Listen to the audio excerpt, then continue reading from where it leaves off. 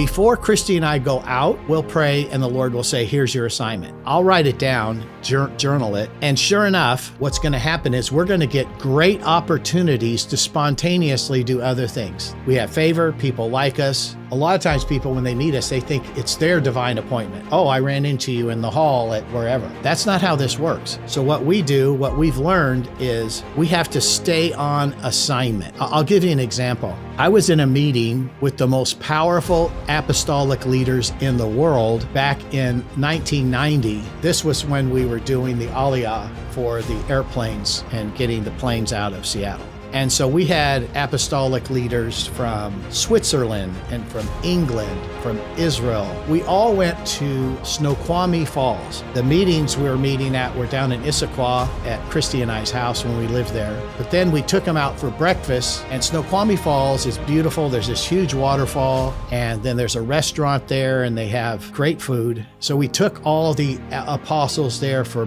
breakfast. When we got done eating breakfast, then you walk out and you go down a nice, beautiful path, and it's typical Pacific Northwest, beautiful trees, and you go out where you can an observed area to watch the waterfall. And as we're walking out, there's an obvious witchcraft of rocks, where occult structure and witchcraft people will stack rocks a certain way, and what they do is they're actually cursing the water source. I'm brand new to the Lord at this time, but all these other leaders, they know that. So one of the younger leaders, about my age, but knew more, had been doing this a long time, saw it and was going to go over and kick it over and break the curse off it. The apostolic leader, the prophet from Israel, very strong personality, and he told him, he goes, don't touch that. He looked, I mean, literally, this is probably like 8 of the most powerful at that time in the world. I mean, these guys have written books. If I told you the names, you would know. And I'm sitting there like, what? And I didn't even know what it was. They told me later. But Shaul was the leader. And Shaul said, that's not our assignment.